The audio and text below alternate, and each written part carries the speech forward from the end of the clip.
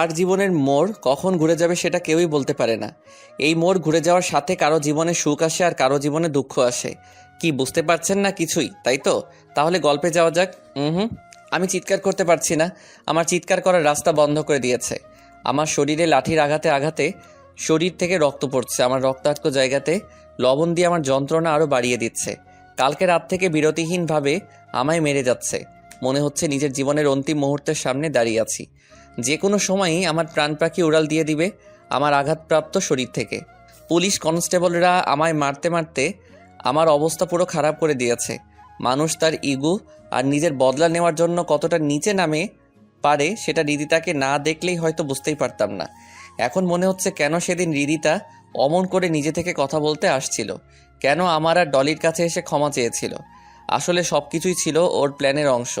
মনে হচ্ছে আমায় যদি এর চেয়ে কেউ মেরে ফেলতো তাহলে ভালো হতো। হঠাৎ করে আমার মাথা চক্কর দিয়ে ওঠে আর চোখটা কেমন করে জানি বন্ধ হয়ে আসছে। দুজন পুলিশ কনস্টেবল রাহুলকে ঝুলিয়ে রেখে মেরে যাচ্ছে। রাহুল চিৎকার করতে যেও চিৎকার করতে পারছে না। রাহুলের মুখে একটা ছোট ফোমের বল ঢুকিয়ে রাহুলকে মেরে যাচ্ছে। হঠাৎ করে রাহুল নড়াচড়া বন্ধ করে শান্ত হয়ে যায়। পুলিশ অফিসাররা মারা বন্ধ করে দিয়ে রাহুলের পালস চেক করতে দেখতে পায় রাহুল অজ্ঞান হয়ে গেছে। তখন কনস্টেবলরা গিয়ে বড় অফিসারকে বলে। অফিসার এসে রাহুলকে পরীক্ষা করে সেখান থেকে তারা ফোন নিয়ে কাউকে কল দিল। কল দিয়ে কিছু কথা বলা শেষ করে কনস্টেবলদের উদ্দেশ্য করে বলল, এই তোরা এই ফকিনের বাচ্চাকে নিয়ে ওই নদীর পাশের জমিতে ফেলে আয়, তবে সাবধানে যাতে কেউ না দেখতে পায়। কনস্টেবলরা রাহুলকে নিচে নামিয়ে একটা গাড়িতে তুলে দিয়ে নদীর পাড়ের উদ্দেশ্যে গাড়ি ছোটালো। এবার জেনে আসে রাহুলের সাথে এমনটা হওয়ার কারণ কি। 1 বছর আগে বাবা মা ছাড়া পৃথিবীটা কতটা অসহায় সেটা আমার মতো অনাথ ভালোই বুঝতে পারছি। টাকা পয়সা সম্পত্তির জন্য কাছের মানুষগুলো হিংস্র চেহারাটাও দেখতে পেলাম। আপনারা হয়তো কিছুই বুঝতেছেন না। চলুন গল্পে যাওয়া যাক। হুম একটা রুমের ভিতরে আমায় হাত পা বেঁধে মেরে যাচ্ছে আমার মামি, মামা তো বোন আর মামা। আমি যে চিৎকার দিয়ে কিছু বলবো সেটা কোনো পথ খোলা রাখেনি ওরা। আমার মুখে গুছিয়ে দিয়েছে কাপড়ের অনেক ছোট ছোট টুকরো। মনে হচ্ছে নিজের জীবনের অন্তিম যাত্রার সামনে দাঁড়িয়ে আছি। আমার শরীরে লাঠির আঘাতে ফেটে যাওয়া স্থান দিয়ে রক্ত পড়ছে আর সেই আঘাতপ্রাপ্ত জায়গায় লেবু চিপে লেবুর রস আর লবণ ঢেলে দিচ্ছে। আমি এই যন্ত্রণা যে সহ্য করতে পারছি না, ব্যথা যন্ত্রণা সব কিছু মিলিয়ে আমার চোখের জল আমার চিৎকারের রূপ নিয়ে বের হয়ে যাচ্ছে। হে সৃষ্টিকর্তা, আমায় কেন এমন এই নিষ্ঠুরতম পৃথিবীতে পাঠালে? আর যদি পাঠাবে তাহলে কেন একটু শান্তি দিয়ে দিলে না? শুনেছি মানুষ সৃষ্টির সেরা জীব, তাহলে আমার উপর এত অত্যাচার কেন? কিছুক্ষণ পর আমার হাতের ও পায়ের বাঁধন খুলে দিয়ে মামা মামি আর মামাতো বোন আমার রুম থেকে চলে যায়। আপনারা নিশ্চয়ই ভাবছেন আমি কিছু করেছি যার জন্য তারা আমায় এমন করে মারছে। সেটা ভাবলে আপনারা ভুল ভাবছেন। আসলে আমার সকল সম্পত্তি লিখে নেওয়ার জন্য এমন করছে। আজকে জোর করে সব কিছু লিখে নিয়েছে তারা। আমি তাড়াতাড়ি করে বাথরুমে গিয়ে শাওয়ার ছেড়ে দিয়ে নিচে বসে পড়লাম। কিছু সময় পর শরীরে যন্ত্রণা কিছুটা কম হলে বাথরুম থেকে ফ্রেশ হয়ে এসে নিজের বিছানায় বসে পড়লাম। আজকে থেকে এই বাড়ি মামার নামে হয়ে গেল। কিছু সময় পর নিচে থেকে মামির গলার স্বর শুনতে পেলাম। আমি তাড়াতাড়ি করে কাপড় পরে নিচে চলে গেলাম। নিচে যেতেই মামি বলেন, এই অনাথের বাচ্চা, রুমে পড়ে পড়ে ঘুমাচ্ছিস কেন? বাড়ির কাজগুলো কে করবে? তোর মরা বাপ নাকি তোর মরা মা? না মামি, আমি করছি। রাহুল সবার জন্য খাবার রেডি করে মামা আর মামিকে খেতে দিয়ে তার মামাতো বোন সীমার রুমের উদ্দেশ্যে পা বাড়ায়। রাহুল সীমার রুমে ঢুকে খাবার টেবিলে রেখে যেই চলে আসবে তখনই রাহুল সীমাকে টান দিয়ে বিছানায় এনে ফেলে দিল। সীমা বিছানা থেকে উঠে রাহুলের সামনে এসে রাহুলের গালে ঠাস ঠাস করে থাপ্পড় বসিয়ে দিয়ে বলল, অনাথের বাচ্চা, অনাথ ইতরের বাচ্চা, তোর সাহস হলো কি করে আমায় স্পর্শ করার? রাহুল গালে হাত দিয়ে দাঁড়িয়ে আছে, মাথা নিচু করে। তখন সীমা বলে উঠল, কি রে অনাথের বাচ্চা, কথা বলছিস না যে? না আরো কয়েকটা দিব তোকে? আসলে সীমা তোর রুমের সুইচ বোর্ডে সমস্যা আর তুই ভেজা হাতে স্পর্শ করছিলি তাই আমি। তোর তো সাহস কম না, আমায় নাম ধরে ডাকিস? তোকে বলছি না ম্যাডাম বলে ডাকার জন্য? তুই তো আমার বোন হস আর আমার ছোট। তো কি হয়েছে? তুই হলি আমাদের বাড়ির চাকর, so you call me madam, it's that clear? মাকে বলে দিস আমি কলেজে যাচ্ছি, আমার গাড়ি নিয়ে তুই হেঁটে চলে আসিস। খাবারটা খেয়ে যান। তোর হাতের খাবার খেতে ইচ্ছে করছে না আমার, আমি বাইরে খেয়ে নিব। সীমা কথাগুলো বলে গাড়ির চাবি ঘুরিয়ে ঘুরিয়ে রুম থেকে বের হয়ে যায়।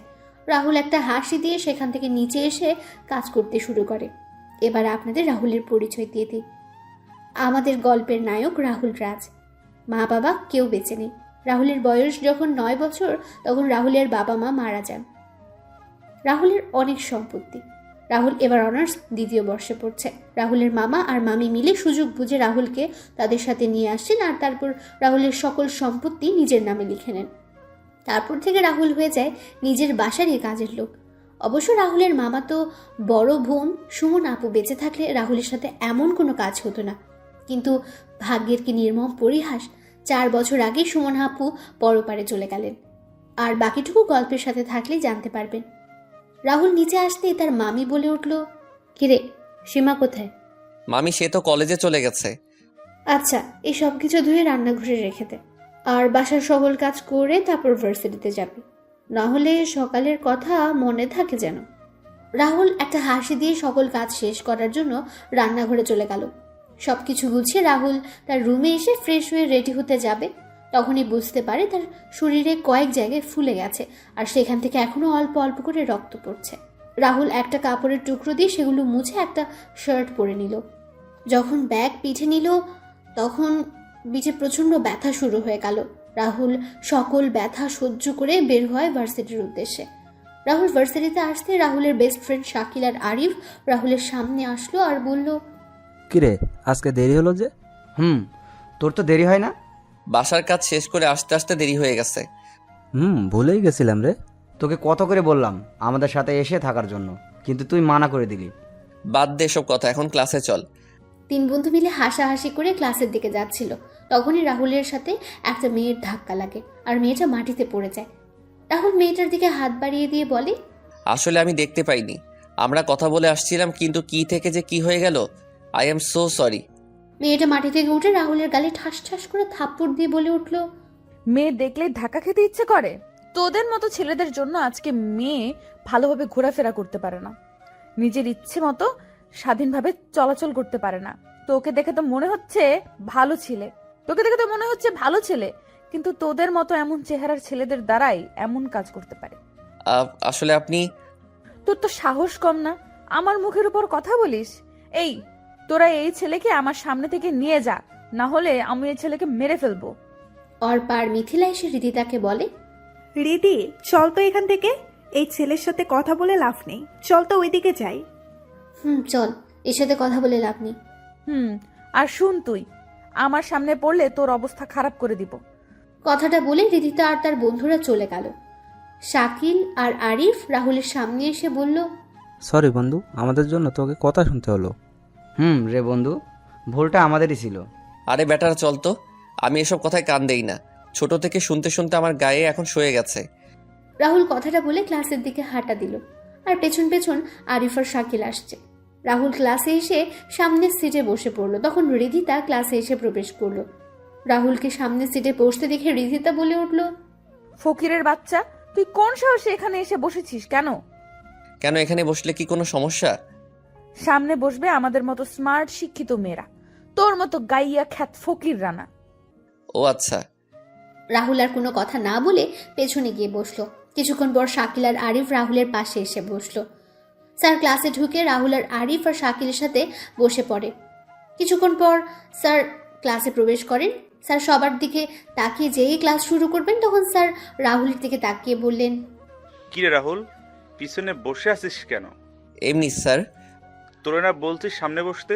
স্যার ক্লাস যে কোনো এক জায়গায় বসে করা যায়, সামনে বসে ক্লাস করলেই যেই স্যার আমি ভালো স্টুডেন্ট স্মার্ট হয়ে যাব এমনটা তো নয়। তা অবশ্য ঠিক বলেছিস তুই। রাহুল কথাগুলো একবার রিদিতার দিকে তাকায় আর রিদিতা রাহুলের কথাগুলো শুনে রাগী চোখে রাহুলের দিকে তাকায়। এদিকে অর্পা আর মিথিলা রিদিতাকে আস্তে আস্তে শুনিয়ে শুনিয়ে বলল, ঠান্ডা মাথায় কিছুক্ষণ আগের বদলা নিয়েছিল ছেলেটা। এবার বুঝতে পারছি রাহুলকে কেন ভালো স্টুডেন্ট। রিদি, তুই ওর দিকে তাকিয়ে আছিস কেন? ছেলের সাহস কেমন দেখেছিস? দেখেছিস, বুকের পাঠা আছে ছেলের। মিস রিদিতা আর রিদিতার 2 হাত। আপনারা ক্লাস করবেন না? বের হয়ে যাবেন। ক্লাস করার ইচ্ছে না থাকলে রুম থেকে বের হয়ে যেতে পারেন, দরজা আপনাদের সামনেই আছে। কেউ আর কোনো কথা বলল না। স্যার ক্লাস নেওয়া শুরু করলেন। একজন স্যারের ক্লাসের পর আরেকজন স্যার এসে ক্লাস নিয়ে চলে গেলেন। ক্লাস শেষ করে রাহুল, শাকিল, আরিফ শহীদ মিনারে বসে কথা বলছিল। তখনই রিদিতা এসে বলল, তোর তো সাহস কম না, তুই আমায় ক্লাসের সবার সামনে অপমান করিস। আমি আপনাকে কখন অপমান করলাম? তুই ক্লাসে আমায় এই কথাগুলো শুনিয়ে শুনিয়ে কেন বললি? ক্লাসের কেউ এসে প্রতিবাদ করছে না, তাহলে তুই কেন এসেছিস রিদিতা? জানেন তো, চোরের মন পুলিশ পুলিশ। তুই জানিস আমি কে, আমার পরিচয় কি? আপনাকে দেখে আপনার সম্পর্কে জানা হয়ে গেছে আমার।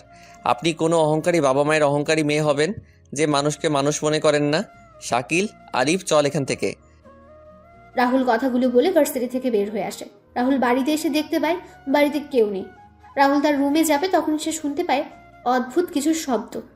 রাহুল শব্দগুলো অনুসরণ করে কিছুটা সামনে যেতেই একটা রুম দেখতে পায়। রুমটা ছিল সীমার রুম। রাহুল রুমের সামনে গিয়ে দেখতে পায় দরজা ভেতর থেকে ঠিকমতো লাগানো হয়নি। রাহুল দরজা ঠেলে দেখতে পায়, আমি দরজা ঠেলে দেখতে পেলাম আমার মামাতো বোন সীমা আর একটা ছেলে অন্তরঙ্গ সম্পর্কে জড়িয়েছে। তারা এই পাপ কাজের নেশায় এতটাই বিভোর যে দরজাটা লাগাতেই ভুলে গেছে। আমি তো নিজের চোখকে বিশ্বাস করাতে পারছি না।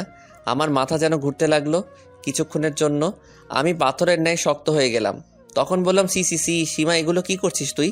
মামা মামি জানলে কি হবে বুঝতে পারছিস? রাহুলের কথা শুনে সীমা ওর ছেলেটা আলাদা হয়ে যায়। ছেলেটা নিজের পোশাক পরে সেখান থেকে চলে যায়। সীমা নিজেকে ঢেকে রাহুলের উদ্দেশ্যে বলে, তুই এখানে এই সময়ে? না এলেই তো জানতে পারতাম না তুই এমন একটা কাজ করছিস। আমি জানতাম তুই একটা অহংকারী বদমেজাজি মেয়ে, কিন্তু তুই যে এমন একটা কাজ করবি না সেটা বুঝতে পারিনি। তোকে নিজের বোন বলতে আমার রুচিতে বাড়ছে। এইরকম পাপ কাজে নিজেকে জড়ানোর আগে একবার অন্তত মামা মামির কথা চিন্তা করতি। তোর এই কাজের কথা মামা মামি জানলে কাউকে নিজের মুখ দেখাতে পারবে না। দেখ রাহুল, তুই ভুল ভাবছিস। হ্যাঁ, নিজের চোখে আমি যা দেখেছি সেটাকে ভুল বলবো? ছি সীমা, ছি। রাহুল কথাগুলো বলে সীমার রুম থেকে বের হয়ে নিজের রুমে চলে যায়। রাহুল ফ্রেশ হয়ে নিচে এসে সবার জন্য খাবার তৈরি করতে থাকে। কিছুক্ষণ পর মামা আর মামি বাসায় ফিরে আসেন। দুপুরের খাবার সবাই একসাথে খাওয়া দাওয়া করে যে যার রুমে চলে যায়। এদিকে বিকেলবেলা রিথিতা, মিথিলা আর অর্পা ছাদে দাঁড়িয়ে আছে। তখন তিনজনই দেখতে পায় রাহুল একটা কবরস্থান থেকে বের হচ্ছে নিজের চোখ মুছতে মুছতে। তখন অর্পা বলে, রাহুল আমাদের এলাকায় কি করে? আমি কি জানি। কালকে ওই ছোট লোকের বাচ্চাকে একটা উচিত শিক্ষা দিব।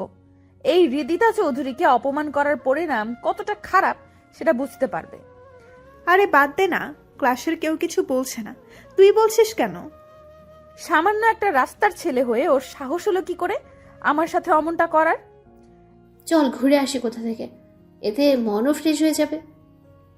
এটাই ভালো হবে, চল রিদিতা। কথাটা বলে তিনজনই বেরিয়ে পড়ে। এইদিকে সন্ধ্যাবেলায় রাহুল বাসায় ফিরে নিজের রুমে গিয়ে ফ্রেশ হয়ে পড়তে বসে। এই সন্ধ্যাবেলা রাহুলের কাজ করতে হয় না, তার মামি কাজ করেন। কিছুক্ষণ পর সবাই নাস্তা করে যে যার রুমে চলে যায়। রাহুল যখন পড়ছিল তখন সীমা রাহুলের রুমের সামনে এসে দরজায় কড়া নাড়ে। রাহুল তাকিয়ে সীমাকে দেখতে পেয়ে বলে ওঠে, কি চাই ম্যাডাম? কিছু লাগবে? না। আমি জানি আমি তোর সাথে অনেক খারাপ আচরণ করেছি, তোর গায়ে হাত তুলেছি। আমার এসব কাজের জন্য ক্ষমা চাওয়ার কোনো সুযোগও আমি রাখিনি। তবুও তোর পায়ে ধরে বলছি ভাইয়া, তুই আমায় ক্ষমা করে দে ভাইয়া। আমি তো তোর নিজের বোন না, তবুও নিজের বোন মনে করে ক্ষমা করে দে ভাইয়া, প্লিজ প্লিজ। সীমা কথাগুলো বলে রাহুলের পা জড়িয়ে কান্না করতে থাকে। রাহুল কিছু বলছে না। সীমার চোখের জল রাহুলের পায়ে পড়ছে। রাহুল কি করবে বুঝতে পারছে না। তখন রাহুল নিজের সকল রাগকে ভুলে সীমাকে তার পা থেকে তুলে চেয়ারে বসিয়ে বলে, আচ্ছা যা, আমি তোকে ক্ষমা করে দিলাম। তোকে আমায় কথা দিতে হবে তুই ভবিষ্যতে এমন কাজ আর কখনো করবি না। পড়ালেখায় কোনো ফাঁকি ঝুঁকি দিবি না। আমার কথাগুলো রাখতে পারলে আমি তোকে ক্ষমা করে দিব। আমি তোর সব কথা রাখবো। যা, নিজের রুমে যা এখন। রাহুল তার পড়ালেখা শেষ করে নিচে এসে খাওয়া দাওয়া করে তার রুমে গিয়ে শুয়ে পড়ে। পরের দিন সকালে রাহুল ভোরে ঘুম থেকে উঠে নিচে এসে রান্না করে সীমাকে দেখে অবাক হয়ে যায়। সীমাকে উদ্দেশ্য করে বলে, কিরে তুই এত সকালে রান্নাঘরে? আমি কেন? আজকে থেকে আমি সকাল দুপুরের নাস্তা খাবার আমি আর মা সবার জন্য তৈরি করব। তুই কোনো কাজ করবি না, তুই এখন শুধু পড়ালেখা করবি। আমরা এতদিন তোর সাথে খারাপ ব্যবহার। কালকে কি বললি আর এখন কি করছিস? সব কিছু মনে আছে আমার। পড়ালেখা করবি তাহলে রান্নাঘরে কি? যা গিয়ে পড়তে বস। যা তো ভাইয়া, আমায় ডিস্টার্ব করিস না, তুই রুমে গিয়ে ফ্রেশ হয়ে আয়, আমি খাবার দিচ্ছি।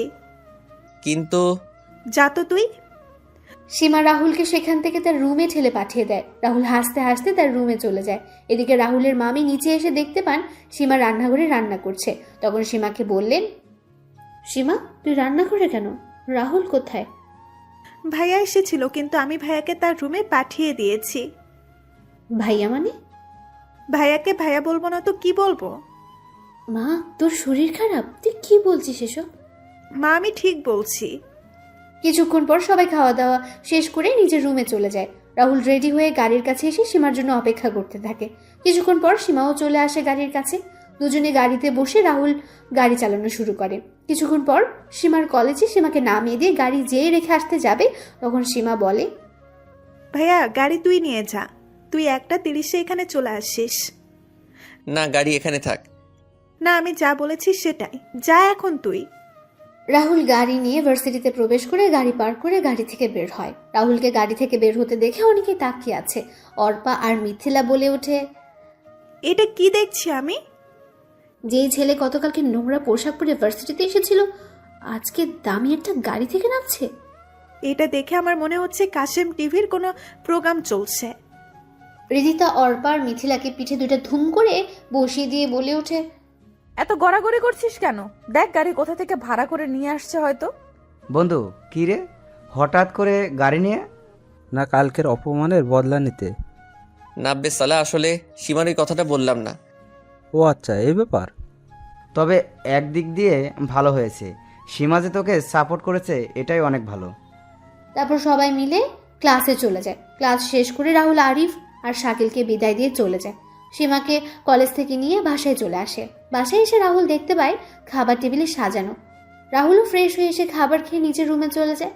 রাতেবেলা সবাই যখন খাবার খাচ্ছিল তখন টিভির নিউজে সবাই শুনতে পায় আজকের সিলেটের বড় রাস্তার পাশের মোড়ে কয়েকজন সন্ত্রাসীর মরদেহ গাছের ডালে ঝুলন্ত অবস্থায় পাওয়া গেছে।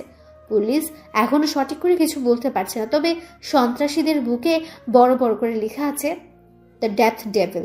এভাবে চলে যায় 10টা দিন। এই 10 দিনে সীমা রাহুলের সাথে অনেক ভালো ব্যবহার করেছে, নিজের ভাইয়ের মতো। এই 10 দিনে মনে হয়েছে সীমা ও রাহুলের একজন মায়ের পেটের ভাই বোন। পরের দিন সকালে রাহুল ভার্সিটিতে চলে যায়। আজকে অবশ্য সীমা কলেজে যায়নি, তাই রাহুল গাড়ি নিয়ে আসেনি। রাহুল ভার্সিটিতে আসতেই রিধিতা বলে ওঠে, কি রে ছোট লোক, আজকে তোর গাড়ি কোথায়? এই কয়েকদিন তো গাড়ি নিয়ে এসেছিলি। আপনার কি কোনো কাজ নেই? আমি তো আপনার সাথে নিজে থেকে কথা বলি না, তাহলে কেন আমার সাথে আসছেন কথা বলতে? আর কথা যখন বলতেই হবে তাহলে ভদ্রভাবে কথা বলতে পারেন না? না পরিবার থেকে ভদ্রভাবে কথা বলার সুযোগ পাননি?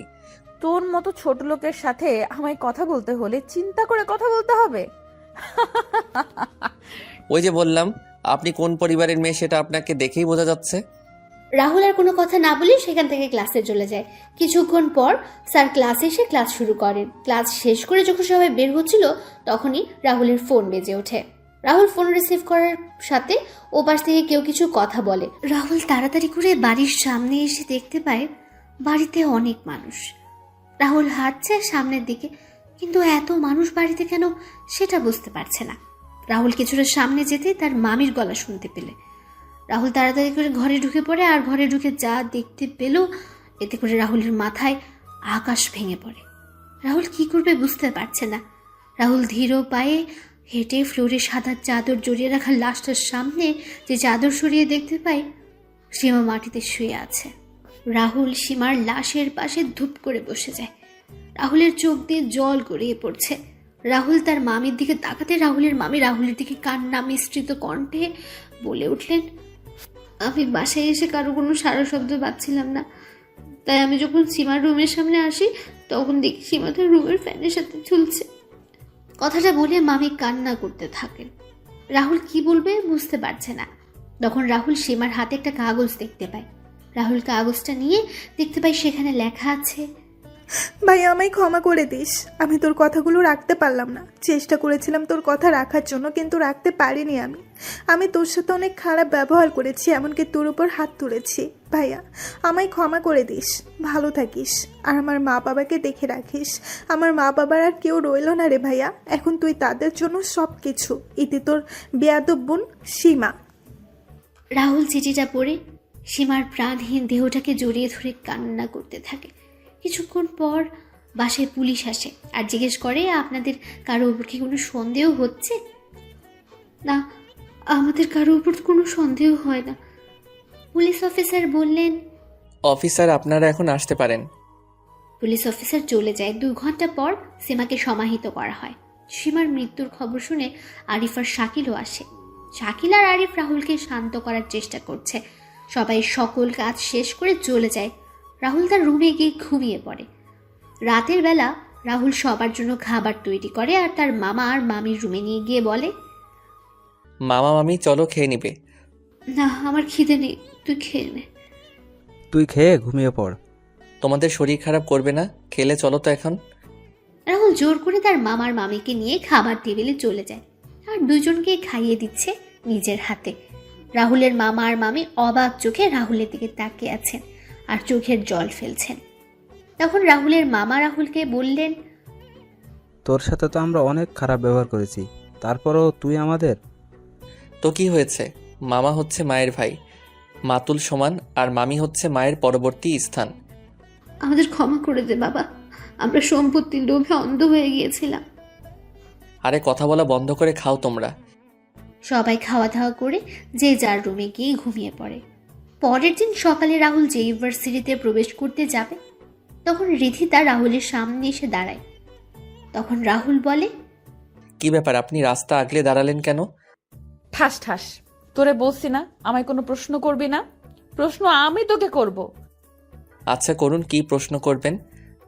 তুই কালকে আমার সিটে বসেছিস, তার উপর আমায় কথা শুনিয়েছিস, এর জন্য তোকে শাস্তি পেতে হবে। শাস্তি পেতে হবে মানে?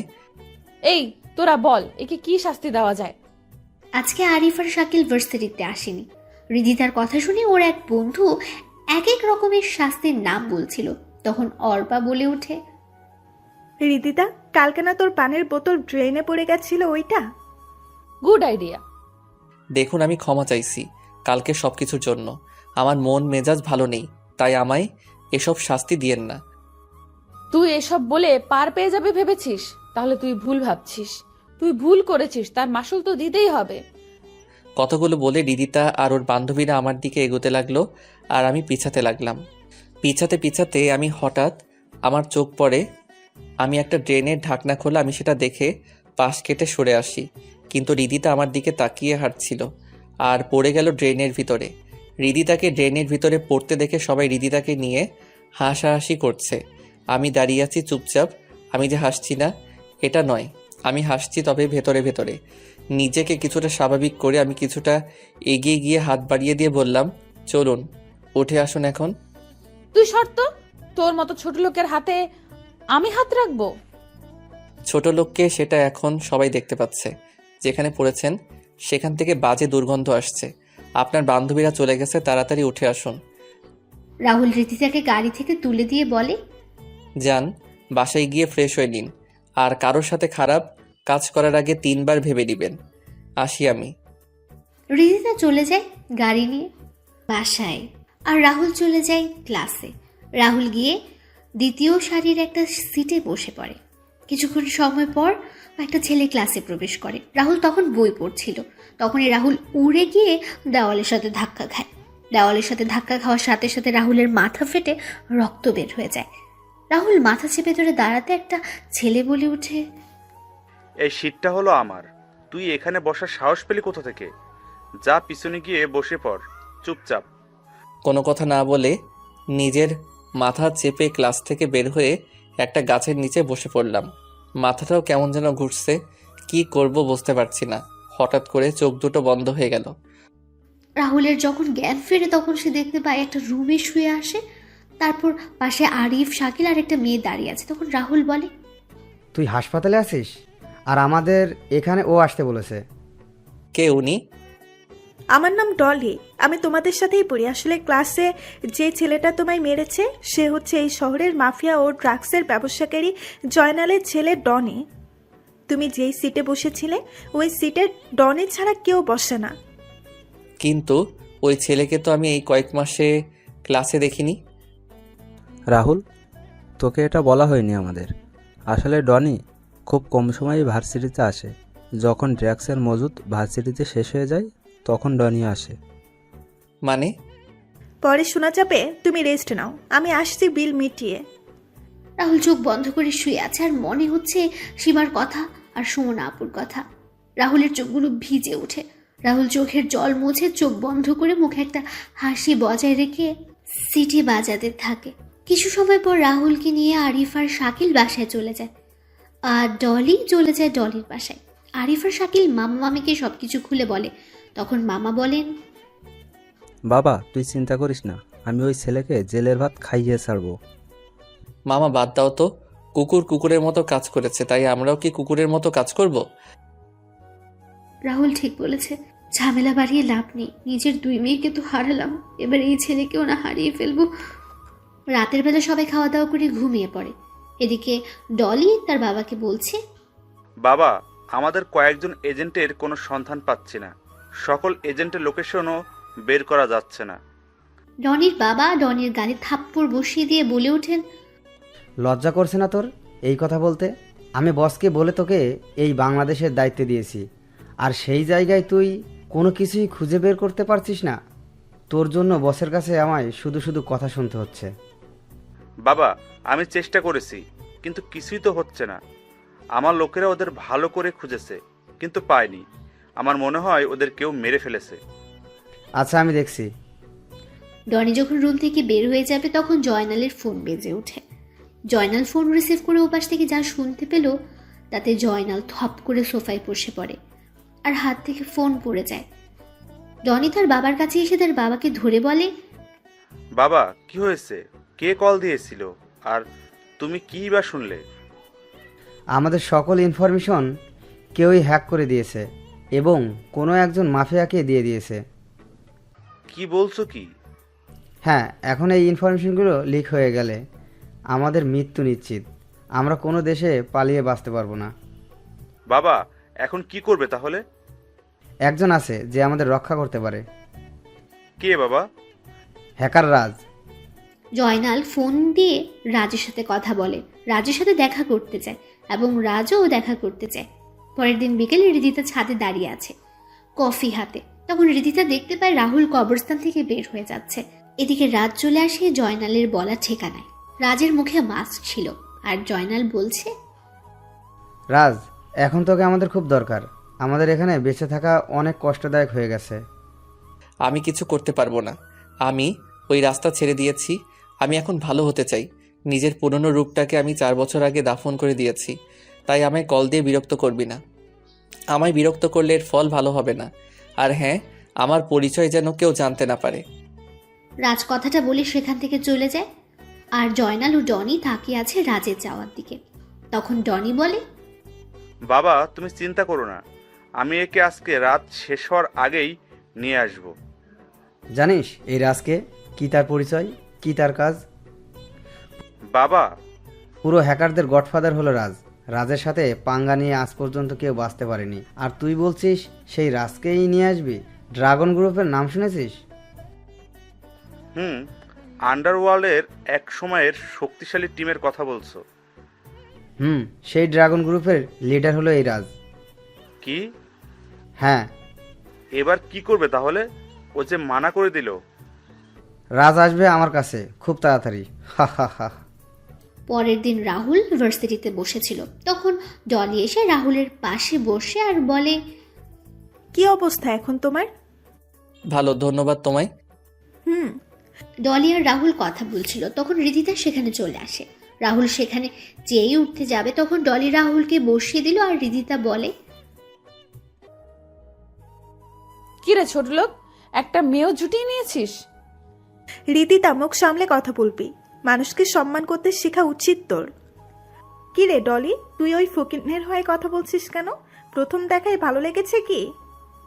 মানুষকে তো মানুষের ভালো লাগবেই, তোদের মতো অমানুষরা সেটা বুঝবে কি করে? এক ফকিন্নি আর এক ফকিন্নির হয়ে কথা বলবেই তো। মুখ সামলে কথা বলবি রীতিতা। তুই মুখ সামলে কথা বল। তুই একজন সামান্য সরকারি চাকুরিজীবীর মেয়ে আর আমার বাবা হলেন একজন এমপি। So mind it. আমার সাথে লাগতে এলে তোর এমন অবস্থা করব যাতে তুই কাউকে মুখ দেখাতে না পারিস।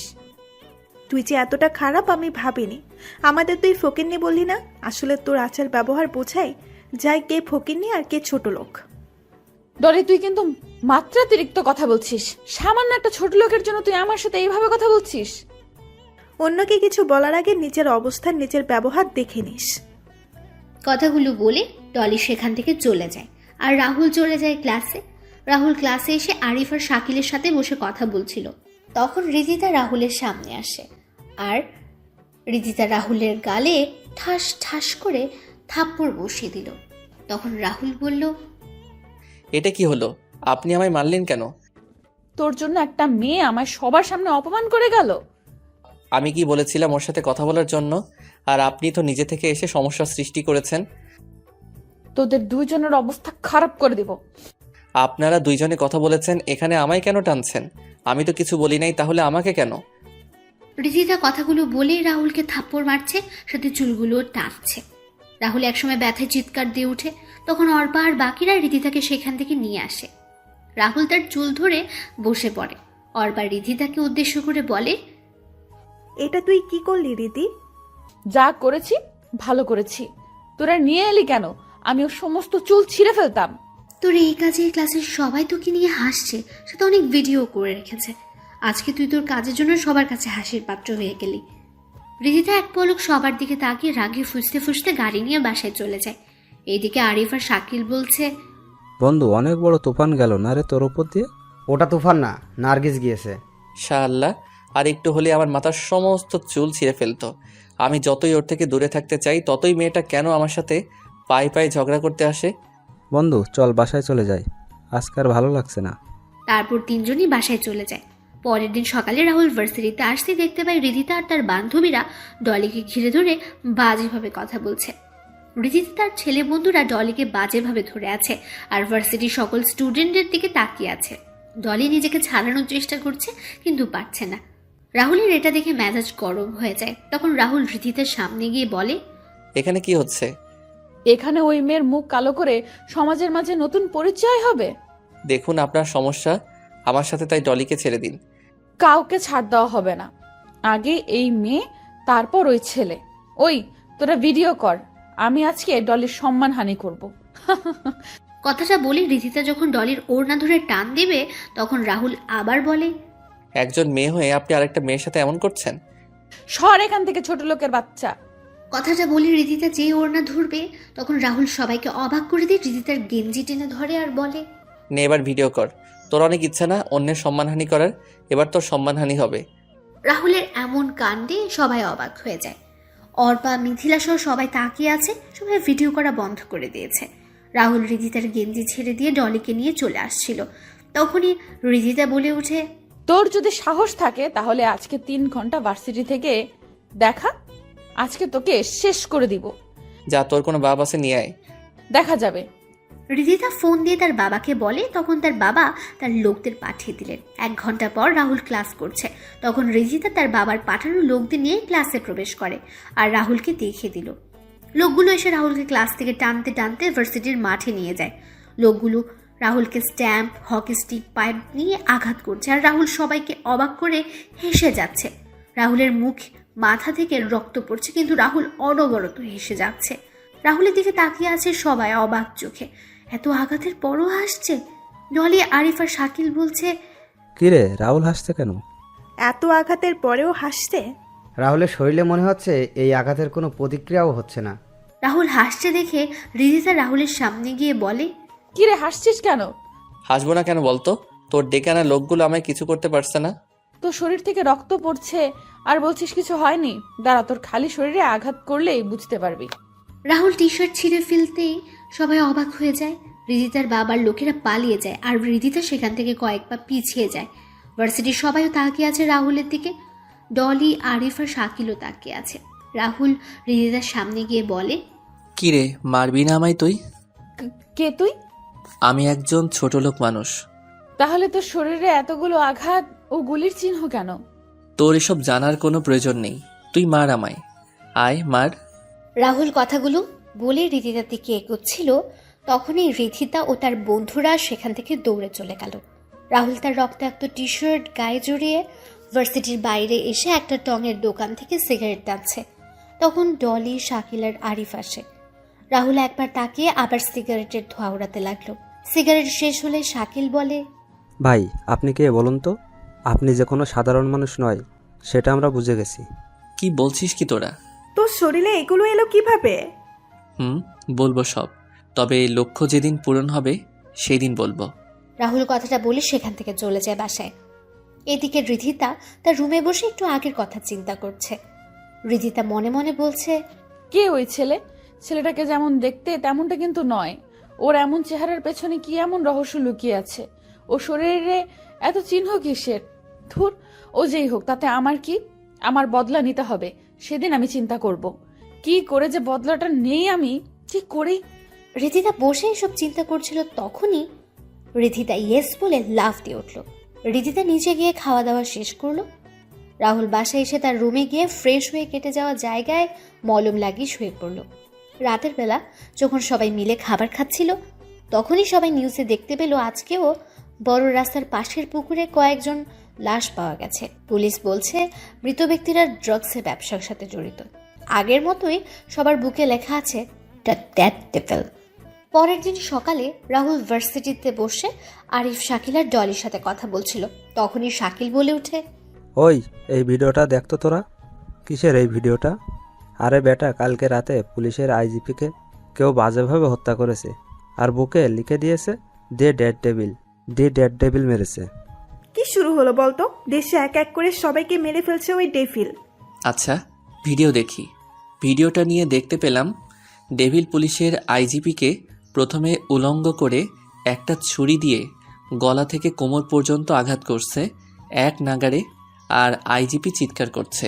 তারপর ডেভিল আইজিপির বুকে ফুটন্ত অ্যাসিড ঢেলে দিচ্ছে। আইজিপি চিৎকার করতে করতে অজ্ঞান হয়ে যায়। ডেভিল তখন একটা পৈশাচিক হাসি দিয়ে এক কোপে শরীর থেকে আইজিপির মাথা আলাদা করে দিল, তারপর পা হাত কেটে ফেলে। সবার ভিডিওটা দেখে মাথাটা কেমন যেন ঘুরতে লাগলো। রাহুল মোবাইল রেখে বলে ওঠে, একটা মানুষ আরেকটা মানুষকে এভাবে মারতে পারে? আমি চিন্তা করতে পারছি না। এই ডেভিল কোন সাইকো হবে? একজন মানুষ কখনো একজন মানুষকে এভাবে মারতে পারে না। আমি শুনেছি ডেভিল এমনি এমনি কাউকে মারে না, কোনো কারণ তো অবশ্যই আছে এর পিছনে। তখনই রাহুলের ফোন বেজে ওঠে। রাহুল ফোন বের করে দেখতে পায় জয়নালের কল। রাহুল সেখান থেকে উঠে গিয়ে কল রিসিভ করে। কিরে, তোকে না বলেছি আমায় কল দিবি না? তাহলে ভাই, আমি তোমার পায়ে পড়ি, তুমি পারো একমাত্র আমাদের বাঁচাতে। ওই ডেভিল অলরেডি আমাদের সকল এজেন্টের মেরে দিচ্ছে, আমাদেরও কখনো মেরে দিবে। প্লিজ তুমি আমাদের রক্ষা করো, প্লিজ।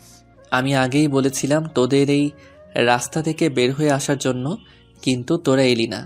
তোদের এই ড্রাগসের জন্য অনেক ছেলে মেয়ে মারা গেছে, অনেকের সংসার নষ্ট হয়ে গেছে। ভাই, আমি আপনার পায়ে পড়ি, এবার আপনি বাঁচিয়ে নিন, সামনে থেকে আর এমন কাজ করব না। শোন, তুই আর তোর ছেলে সকল ভার্সিটি থেকে তোদের সকল কিছু যদি আজকের ভিতরে সরিয়ে নিতে পারিস, তাহলে আমি তোদের কাজ করে দিব। রাহুল কথাগুলো বলে সেখান থেকে এসে আবার আড্ডা দেওয়া শুরু করে। তখন রিধিতা ও তার বন্ধুরা আসে রাহুলদের আড্ডা দেওয়ার স্থানে। রিধিতা রাহুল আর বাকিদের উদ্দেশ্য করে বলে, রাহুল, ডলি, আমি তোদের সাথে সত্যি অনেক খারাপ ব্যবহার করেছি, তোরা আমায় ক্ষমা করে দে। আজকে কি তোর শরীর খারাপ করেছে যার জন্য এমন বলছিস? না রে, আমার শরীর ভালো, তবে নিজের কাজের জন্য খুব অনুশোচনা হচ্ছে। আসলে আমি সবার সাথে খারাপ ব্যবহার করেছি, এখন নিজেকে আমায় বদলাতে হবে, তাই তোরা আমায় ক্ষমা করে দে। তোরা যদি বলিস তাহলে আমি ভার্সিটির সবার সামনে আমি তোদের কাছে ক্ষমা চেয়ে নেব। আমি ক্ষমা করে দিলাম, দেখ রাহুল তোকে ক্ষমা করে দেয় কিনা। রাহুলের কাছে গিয়ে বললাম রাহুলের হাত ধরে, রাহুল আমায় ক্ষমা করে দে প্লিজ, আমি তো নিজের ভুল বুঝতে পেরেছি আর নিজের ভুলের জন্য ক্ষমাও চাইছি। এই কি করছেন? আমি একজন ছোট লোক ছেলে, আমায় ধরছেন কেন? আপনি একজন এমপির মেয়ে হয়ে আমার হাত ধরছেন, এটা দেখলে লোকে কি বলবে? ছাড়ুন ছাড়ুন। Rahul please please. তখন শাকিল, আরিফ, ডলি সবাই বলে ক্ষমা করে দেওয়ার জন্য। রাহুলও কিছুক্ষণ সময় চিন্তা করে বলে, আচ্ছা যান, ক্ষমা করে দিলাম, তবে সবার সাথে ভালো ব্যবহার করবেন, সবাইকে সম্মান করবেন। তাহলে আমরা আজকে থেকে সবাই বন্ধু। হুম। আচ্ছা শুন, তোরা কালকে আমার জন্মদিন, তাই বাড়িতে একটা পার্টির আয়োজন করা হয়েছে, তোরা সবাই আসবি। শুভ জন্মদিন রিদিতা, জন্মদিনের অনেক অনেক শুভকামনা রইল। আরে এখন বলছিস কেন? কালকে বলবি তো। না রে, আমি কালকে যাব না। আমার এসব পার্টি ভালো লাগে না। তাহলে বুঝবো তুই আমায় ক্ষমা করিসনি এখনো। আরে না না, তুই ভুল ভাবছিস। তাহলে তুই কালকে আসছিস কিন্তু। সবাই জোর করে রাহুলকে যাওয়ার জন্য, আর রাহুলও কোনো উপায় না পেয়ে রাজি হয়ে যায়। সবাই যখন কথা বলছিল তখন ভার্সিটির কয়েকটা গাড়ি প্রবেশ করে আর সবাই গাড়িগুলোর দিকে তাকায়। তখন সবাই দেখতে পায় ডনি আর জয়নাল গাড়ি থেকে নামছে। ডনি আর জয়নাল গাড়ির পেছনে কয়েকটা ট্রাক প্রবেশ করেছে। ভার্সিটি, ডনি আর তার লোকেরা দৌড়ে চলে যায় একাডেমিক ভবনের দিকে। আর জয়নাল বলে ওঠে, আজকে থেকে এই ভার্সিটিতে কেউ কখনো ড্রাগসের ব্যবসা করতে পারবে না। এই ভার্সিটি হবে মাদক মুক্ত। আমি আমার সকল কিছু নিয়ে যাচ্ছি ভার্সিটি থেকে। ভালো থাকবেন সবাই। জয়নালের কথা শুনে ভার্সিটির সবাই হাততালি দিল। কিছু সময় পর জয়নাল ও ডনি মিলে তাদের সকল কিছু নিয়ে ভার্সিটি ত্যাগ করে। রাহুলরাও উঠে ক্লাসে চলে যায়। ক্লাস শেষ হলে যে যার বাসায় চলে যায়। রাতের বেলা রাহুল একটা পুরাতন ব্যাগ থেকে দুটো ল্যাপটপ বের করে, যার মডেল ছিল Apple MacBook air M2 and Asus রগ G-Virus G15। ল্যাপটপগুলো বের করে তার পুরাতন ওয়েবসাইটগুলোতে প্রবেশ করে এবং সবার উদ্দেশ্যে একটা মেসেজ দিয়ে দেয়। রাহুল জয়নালের পাঠানো সকল ইনফরমেশন অনুযায়ী কাজ করতে লাগে। আর কিছুক্ষণ পর রাহুলের মুখে হাসি ফুটে ওঠে। রাহুল একবার সকল কিছু চেক করে তার ল্যাপটপে সেভ করে রাখে আর জয়নালকে সব কিছু পাঠিয়ে দেয়। এদিকে ডেথ ডেভিল যখন তার কম্পিউটার স্ক্রিনে বসে তখন কিছু লেখা দেখে তার মুখে হাসি ফুটে ওঠে। জয়নাল তার বসকে কল দিয়ে বলছে, বস, রাজ আমাদের কাজ করে দিয়ে এবং আমাদের সকল সিকিউরিটি সিস্টেমের অ্যাক্সেসের সকল কিছু দিয়ে দিছে। এবার আর ওই ডেড ডেভিল আমাদের কিচ্ছু করতে পারবে না। শোন, এবার তুই এই কাজটা তো করতে পারবি। আমি তোকে সকল কিছু বলে দিব। বস, কিন্তু রাজের ছবি তো আমার কাছে নেই। তাহলে? আমি দিয়ে দিচ্ছি। কিছু সময় পর জয়নালের ফোনে একটা ছবি আসে। তখন জয়নাল ডনিকে ডেকে বলে ওঠে, ডনি, ডনি। হ্যাঁ বাবা, বলো। বাবা, এই ছেলেকে খুঁজে বের করতে হবে। আমাদের বসের আদেশ। বাবা, এই ছেলেকে? এই ছেলেই হচ্ছে রাজ, দ্য হ্যাকার। কিন্তু বাবা, এই ছেলে তো আমাদের ভার্সিটিতে পড়ে। মানে? আমাদের ক্লাসে আমাদের সাথেই পড়ে। কিন্তু বাবা, একে দেখে তো হ্যাকার বলে মনে হয় না। আচ্ছা, তাহলে তো শিকারকে পেয়ে গেছি। তাহলে কালকে না মেরে আগামী পরশুদিন মারবো। আর বসও আসবে। শুন, কালকে এমপির বাড়িতে ইনভাইট আছে, আমাদের যেতে হবে। আর ওই এমপির মেয়ের সাথে তোর বিয়ের কথা বলবো। আচ্ছা বাবা।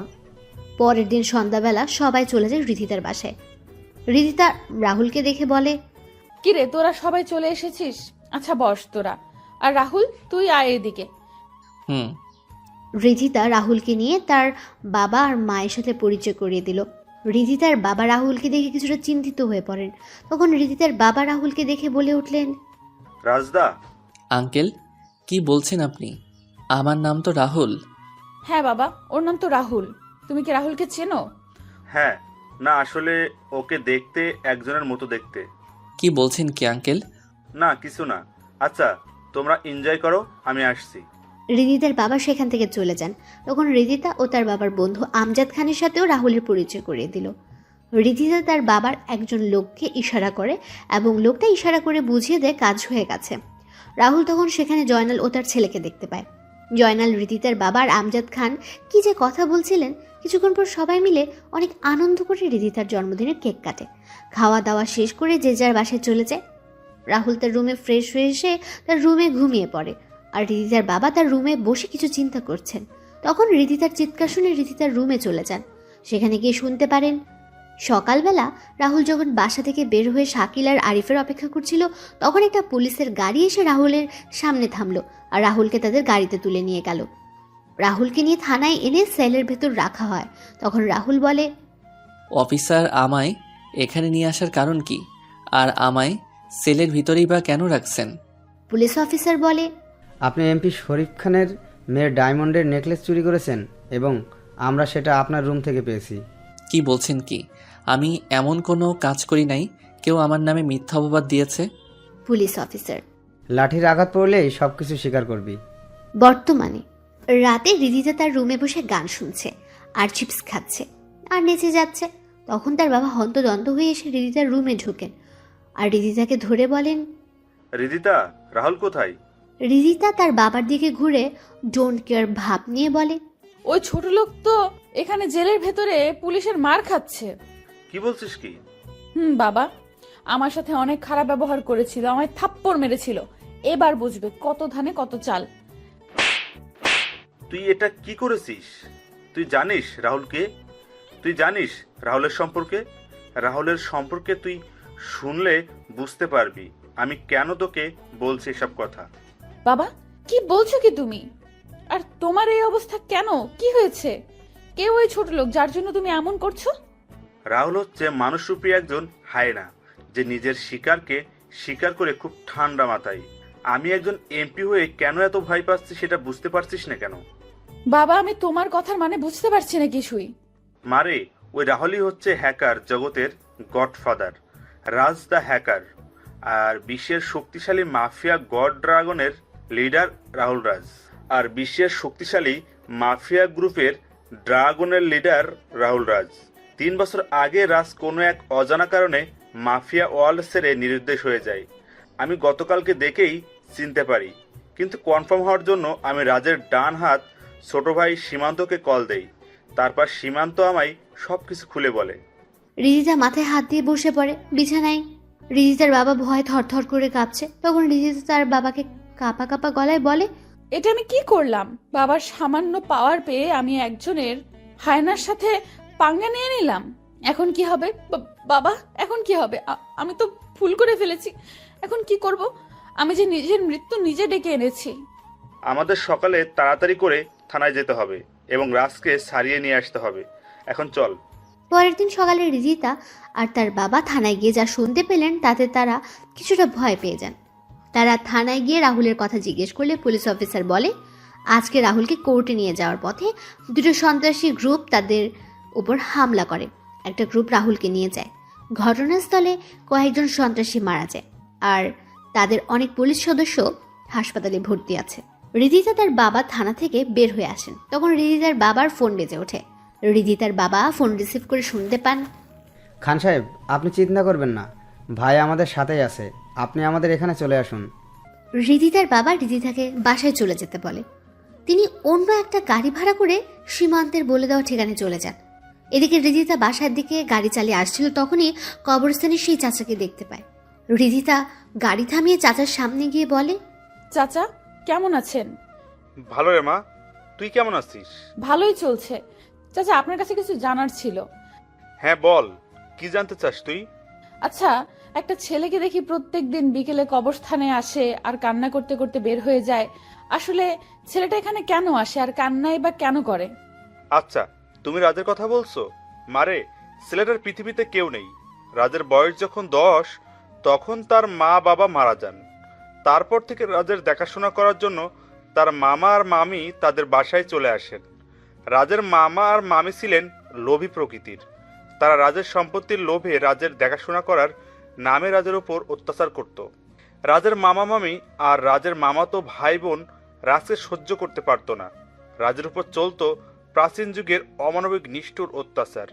রাজের বড় মামাতো বোন সুমনা রাজকে অনেক ভালোবাসত। রাজও সুমনাকে অনেক ভালোবাসত। বলতে পারি সুমনা হয়ে যায় রাজের মা বাবা। রাজের উপর কোনো অত্যাচার হলে সুমনা তার প্রতিবাদ করত। রাজকে নিয়ে বিভিন্ন জায়গায় ঘুরতে যেত। সুমনা যতদিন বাসায় থাকতো ততদিন সবাই রাহুলের সাথে ভালো ব্যবহার করত। কিন্তু ভাগ্যের কি নির্মম পরিহাস, সুমনা কোনো এক অজানা কারণে 4 বছর আগে সুমনাও মারা যায়। সুমনা মারা যাওয়ার পর রাজের পুরো পৃথিবী পাল্টে যায়। রাজ হয়ে যায়, রাজ কেমন যেন চুপচাপ হয়ে যায়।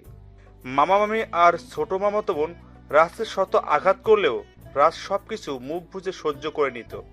রাজ প্রত্যেক দিন এসে সুমনা ও তার মা বাবা কবরের কাছে বসে কান্না করে সবকিছু বলতো। আমি ছেলেটার কথাগুলো শুনে বাকরুদ্ধ হয়ে যেতাম। ছেলেটার কান্না শুনে আমি কান্না করতাম। রাজ একদিন এসে কান্না করে বলে, জানো মা বাবা আপু আজকে মামা মামি আর সীমা মিলে আমায় অনেক মেরেছে। আমার মুখে কাপড় গুজে দিয়ে আঘাত করেছে। আমার শরীরে লাঠির আঘাতে ফেটে যাওয়া স্থান দিয়ে রক্ত পড়ছে। আর সে আঘাতপ্রাপ্ত জায়গায় লেবু চিপে লেবুর রস আর লবণ ঢেলে দিচ্ছে। আমি এই যন্ত্রণা যে সহ্য করতে পারছি না, ব্যথা, যন্ত্রণা সব কিছু মিলিয়ে আমার চোখের জল আমার চিৎকারের রূপ নিয়ে বের হয়ে যাচ্ছে। আমায় কেন তোমরা একা রেখে চলে গেলে? আমার পিঠে যে প্রচণ্ড ব্যথা করছে। মা, বাবা, আপু, তোমরা শুনতে পাচ্ছ? আমার পিঠে অনেক ব্যথা করছে। আমি অনেক গুলি খেয়েছি, কিন্তু এমন ব্যথা আমার কখনো লাগেনি। তোমরা কেন আমায় একা রেখে চলে গেলে? বেশ, কেন আমায় তোমাদের সাথে নিয়ে গেলে না? জানিস মা, রাজ তার নিজের মা আর বাবার নামে একটা অনাথ আশ্রম আর সুমনার নামে একটা হাসপাতাল তৈরি করেছে। রাজকে একটা মেয়ে তার ভার্সিটিতে নানাভাবে অপমান করত, কটু কথা বলতো, মা বাবা তুলে কথা বলতো, কিন্তু রাজ কিছুই বলতো না। কয়েকদিন আগে রাজ এসে আমায় বলে যায়, চাচা, আমার বোনেদের খুনিদের সন্ধান পেয়ে গেছি। এবার শুরু হবে মৃত্যুর মিছিল। সব কয়টাকে শোনাবো মৃত্যুর ভয়ানক শব্দগুলো। কি বলছিস কি রাজ? তুই, সুমনা আর সীমা হত্যা করা হয়েছে মানে? চাচা, হত্যা করা হয়েছে। তোমায় সব বলবো, তবে কাজ শেষ করে এসে। কিন্তু আমরা তো শুনেছি সীমা আত্মহত্যা করেছিল গলায় ফাঁসি দিয়ে। তবে রাজ যেহেতু বলেছে, তার পিছনে কোনো কারণ আছে নিশ্চয়ই। রিদিতার চাচার কথাগুলো শুনে নিজের বাসায় দৌড়ে চলে যায়। রিদিতা তার রুমে ঢুকে কান্না করছে আর নিজের কাজের জন্য বারবার আফসোস করছে। চাচাও কথাগুলো বলে দীর্ঘ একটা শ্বাস ছেড়ে সামনের দিকে পা বাড়ান। এদিকে শরীফ খান সীমান্তের বলা ঠিকানায় এসে পৌঁছে যান। বাসার ভেতরে প্রবেশ করে দেখতে পান ডাক্তার রাজের শরীরে ড্রেসিং করে দিচ্ছে। শরীফ খানকে দেখতে পেয়ে রাহুল বলে ওঠে, আরে আঙ্কেল, আপনি আসুন আসুন, বসুন এখানে। শরীফ খান রাহুলের পাশে গিয়ে বসেন। তিনি কাঁপা কাঁপা গলায় বলে ওঠেন, আসলে রাহুল, আমার মেয়ের অমন কাজের জন্য আমি খুবই দুঃখিত। রিদিতা হয়ে আমি ক্ষমা চেয়ে নিচ্ছি। রিদিতা এখনো অনেক ছোট, তাই অমন কাজ করেছে, তাই তো? চিন্তা নেই, আমি আপনার মেয়েকে ক্ষমা করে দিলাম। তবে ভবিষ্যতে এমন কাজ করলে আর ক্ষমা পাবে না। রিদিতা আর এমন কোনো কাজ করবে না, আমি কথা দিচ্ছি তোমায়। সেদিন জয়নাল আপনাকে কি বলেছিল? জয়নাল এসেছিল তার ছেলের সাথে আমার মেয়ের বিয়ের কথা বলতে, কিন্তু আমি মানা করে দেই। জয়নাল আমার এটাও বলে যে ওর সাথে ড্রাগসের ব্যবসায় জড়িয়ে যেতে। তো এবার আপনি কি করবেন? এই দেহে যতদিন প্রাণ আছে ততদিন সত্যের পথে চলে যাব, কখনো অসতের পথে যাব না। আচ্ছা রাজ, একটা কথা জিজ্ঞেস করতে পারি? বলেন। সীমান্তরা তোমায় নিয়ে আসলো, তাহলে কারা তোমার উপর হামলা করলো? শরীফ ভাই, তুমি জানলে কি করে ভাইয়ের উপর হামলা হয়েছে? পুলিশ অফিসার বলল। হয়তো আমার কাছের কেউ হবে, তবে চিন্তা নেই, খুঁজে বের করব সব কয়টাকে। রাজ, কালকে রাতে জয়নালের কাছে একটা ফোন আসে। তো কি হয়েছে? ফোন তো আসতেই পারে। কিন্তু জয়নাল কি কথা বলেছে তুমি জানো রাজ? কথাগুলো স্বাভাবিক ছিল না। মানে? জয়নাল বলছিল, বস, আপনি চিন্তা করবেন না। এইবার যেই ড্রাগসগুলো আমদানি করেছি সেগুলো অনেক দাম আছে মার্কেটে। কয়েকটা মেয়েকে টার্গেট করা হয়েছে, এদের শরীরে ড্রাগ ইনজেক্ট করেছি, দেখা যাক কি হয়। কিন্তু জয়নাল তো আমায় বলেছিল যে সেই কাজগুলো ছেড়ে দিবে। তাহলে সীমান্ত? ভাই, বুঝে গেছি কি করতে হবে আমার। আচ্ছা আঙ্কেল, আপনি এখন আসুন, আমি একটু ঘুমাবো। সীমান্ত আর শরীফ খান চলে যায় আর রাহুল ঘুমিয়ে পড়ে। রাতের বেলা রাহুল আর সীমান্ত বসে খাবার খেতে বসে। তখন সীমান্ত বলে, ভাই শরীফ, ভাই যা বলেছে সবই সত্যি, আর আপনার উপর হামলাও জয়নাল করিয়েছে। সীমান্ত খাবার রেখে রাহুলের দিকে তাকায়। রাহুলের এমন হাসির কারণ বুঝতে পারছে না। তখন সীমান্তের দিকে রাহুল তাকিয়ে বলে, There is perhaps no greater mystery than the sea, and no greater mystery than a lost ship. ভাই, বুঝলাম না কিছুই।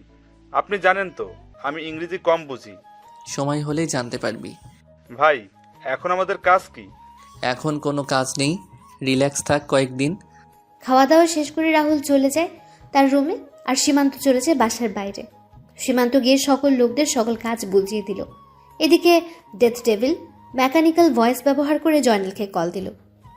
জয়নাল, কি মনে করেছিলি তুই আমায় থামিয়ে দিবি? আরে তুই যে রাজকে দিয়ে তোর সকল সিস্টেমের সিকিউরিটি লাগিয়েছিস, সেই রাজই হলো আমার ছাত্র। তুই যে রাজকে মারার জন্য লোক পাঠিয়েছিস, সেটা যদি রাজ জানতে পারে তাহলে কি হবে ভেবেছিস? ডেড ডেভিল তুই? আমি। তুই এই কাজ করে ভালো করেছিস। এখন আমি রাজকে সব কিছু ভিডিও প্রমাণ করে দেখিয়ে আমার দলে নিয়ে নিব আর তোকে মেরে ফেলবো। তারপর রাজকে। হা হা হা হা। দেখ, এমনটা করিস না তুই। তুই চাইলে আমরা কম্প্রোমাইজ করতে পারি। করব। তার আগে তুই যেই মেয়েদের মেরেছিস তাদের ফিরিয়ে দিতে পারবি? যদি পারিস তাহলে আমি কম্প্রোমাইজ করতে রাজি। জানি পারবি না, তাহলে রেডি হয়ে যাই নতুন খেলার জন্য। কালকে থেকে আবার খেলা শুরু হবে। কালকে কার উইকেট হারিয়ে যায় সেটা দেখতে থাক। কথাটা বলে ডেভিল ফোন কেটে দেন। এদিকে জয়নাল মাথায় হাত দিয়ে বসে পড়ে। জয়নাল ফোন নিয়ে তার বসকে কল দিল আর বলল, বস, অনেক বড় সমস্যা হয়ে গেছে। রাজকে যে আমরা মারার জন্য লোক পাঠিয়েছিলাম সেটা ডেভিল কি করে জেনে গেছে এবং আমাদের করা প্ল্যানের ভিডিও রাজকে দেখিয়ে দিবে। কি করব এখন বস? সব কিছু যে হাতের বাইরে চলে যাচ্ছে। কিছুই হাতের বাইরে যেতে দিব না। এবার সময় হয়ে গেছে আমাদের বিগ বস এর বাইরে আসার। বিগ বস মানে? আমার বস পুরো মাফিয়া জগতের কিং বিগ বস। সে খুব তাড়াতাড়ি আসছে, বাংলাদেশে আসছে। কবে আসবে বস? খুব তাড়াতাড়ি। বস ফোন কেটে কল দিল বিগ বসের নাম্বারে। বিগ বস কল রিসিভ করতে বস সালাম দিয়ে বলল, আপনাকে এবার বাংলাদেশে আসতে হবে। ডেভিল আর রাজ আমাদের দম বন্ধ করে দিয়েছে আর আমাদের সকল কিছু বন্ধ করে দিয়ে যাচ্ছে। বসের কথাগুলো শুনে বিগ বস কল কেটে দিল। পরের দিন সকালে রাহুল নাস্তা করে তার প্রিয় বাইক ইয়ামাহা R15M নিয়ে বেরিয়ে পড়ে। রাহুলকে বাইকে ভার্সিটি আসতে দেখে সবাই অবাক হয়ে যায়। অর্বা আর মিথিলা রিদিতাকে ধাক্কা দিয়ে সামনে থাকাতে বলে, আর রিদিতা সবার মতো অবাক হয়ে যায়। রাহুল বাইক পার্ক করে চলে যায় ডলি, আরিফ আর শাকিলের পাশে। রাহুল গিয়ে বসতেই শাকিল বলে, ভাই রে ভাই, কি এন্ট্রি নিলি রে। রাহুল, তোকে পুরো আল্লু অর্জুনের মতো লাগছে রে। I am impressed. এত ঢং করিস না। ভার্সিটির সকল মেয়েই ইমপ্রেসড হয়ে গেছে। দেখ সবাই কেমন করে তাকিয়ে আছে, মনে হচ্ছে রাহুলকে গিলে ফেলবে। এই শালা, তোর হাতে আর মাথায় ব্যান্ডেজ কেন, কি হয়েছে? আরে অ্যাক্সিডেন্ট করেছিলাম, তাই এমন হয়ে গেছে। সবাই মিলে কথা বলছিল, তখন রিদিতা তার বন্ধুরা আসে। রিদিতা রাহুলের পাশে বসে। তখন রাহুল সেখান থেকে উঠে পড়ে, ক্লাসের দিকে হাঁটা দিল। শাকিল বলল, কিরে রাহুল, চলে যাচ্ছিস যে? ক্লাসে যাব, সময় হয়ে গেছে। আরে আরো 10 মিনিট বাকি আছে তো ক্লাসের। তোরা 10 মিনিট কথা বলে আয়, আমি ক্লাসে আছি। রাহুল কথাগুলো বলে চলে যায়। রিদিতা তাকিয়ে আছে রাহুলের যাওয়ার দিকে। সবাই আরো কিছু সময় কথা বলে ক্লাসে চলে যায়। আরিফ, শাকিল আর ডলি রাহুলের পাশে বসে। তখন ডলি বলে, এভাবে চলে এলি কেন? সবাই মিলে কত মজা করলাম, তুই ছিলি না। ক্লাস সেটুর পর থাকিস। রিদিতা কি জানি কিসের ট্রিট দেবে। রাহুল একবার শাকিল আর একবার রিদিতার দিকে তাকায়। রাহুল দেখতে পায় রিদিতা কেমন করে তাকিয়ে আছে। তোরা খেয়ে নিস ট্রিট। আমি আমার জীবনের সেরা ট্রিট পেয়ে গেছি। কিছু সময় পর স্যার ক্লাসে এসে ক্লাস নেওয়া শুরু করেন। ক্লাস শেষে স্যার যখন ক্লাস থেকে বের হয়ে যাবেন, তখন স্যার রাহুলকে উদ্দেশ্য করে বলেন, রাহুল, এখন ক্লাস শেষ করে আমার রুমে এসে একবার দেখা করবে। আচ্ছা। রাহুল ক্লাস শেষ করে স্যারের পিছু পিছু চলে যায়। রিদিতা, শাকিল আর আরিফের কাছে এসে বলে, কি রে, বলেছিলে তোরা রাহুলকে? বলেছি। কি বলেছে ও? তোরা খেয়ে নিস ট্রিট। আমি আমার জীবনের সেরা ট্রিট পেয়ে গেছি। কিসের ট্রিটের কথা বললো? আচ্ছা। রাহুল স্যারের সাথে তার রুমে চলে যায়। তখন স্যার রাহুলকে কিছু ছবি আর একটা ফাইল এগিয়ে দিয়ে বলেন, রাজ, এইগুলো দেখো তুমি। রাজ মানে? রাহুল, আমি তোমার সম্পর্কে সব জানি। রাহুল, আমার এই শিক্ষকতার পেশার আড়ালে একটা পরিচয় আছে যা কেউই জানে না। কি পরিচয় স্যার? আমি একজন ইন্টারপোল অফিসার। আমি জানি তুমি একজন হ্যাকার আর ড্রাগ টিমের লিডার।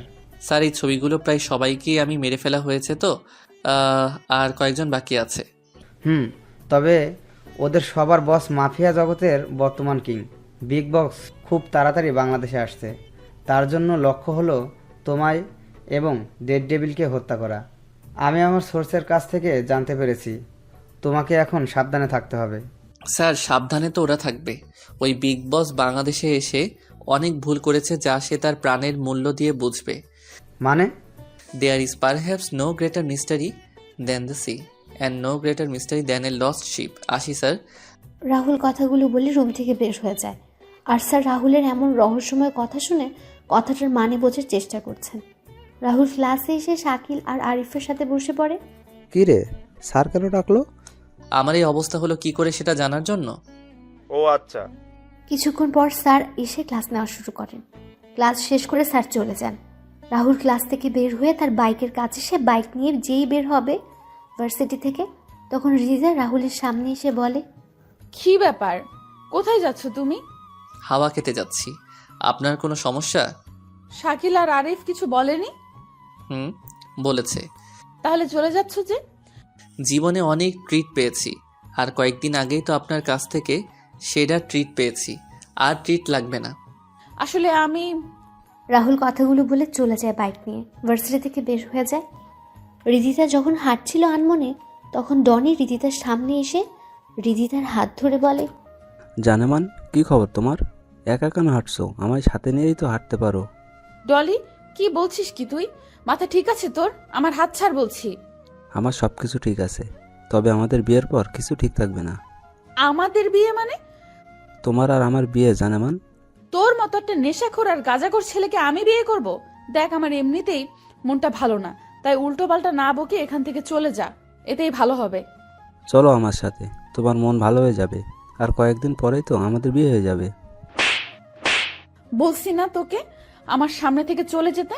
তাহলে কেন শুনছিস না? তোর মতো একটা অপরাধী ছেলেকে কে বিয়ে করবে? তোর বাপ এক সন্ত্রাসী আর তুই হলি আরেক সন্ত্রাসী, আর তোকে করব আমি বিয়ে? আরে, আমার দিন এত খারাপ আসেনি যে তোকে বিয়ে করব। রিদিতা কথাগুলো বলে চলে যায় সেখান থেকে। আর টনি অগ্নি চোখে তাকিয়ে আছে রিদিতা যাওয়ার দিকে। রিদিতা সবার সাথে কথা বলে চলে যায় তার বাসায়। বিকেলবেলা রাহুল তার বাসা থেকে বের হয়ে চলে যায় তার বাবা মা আর বোনদের কবরের কাছে।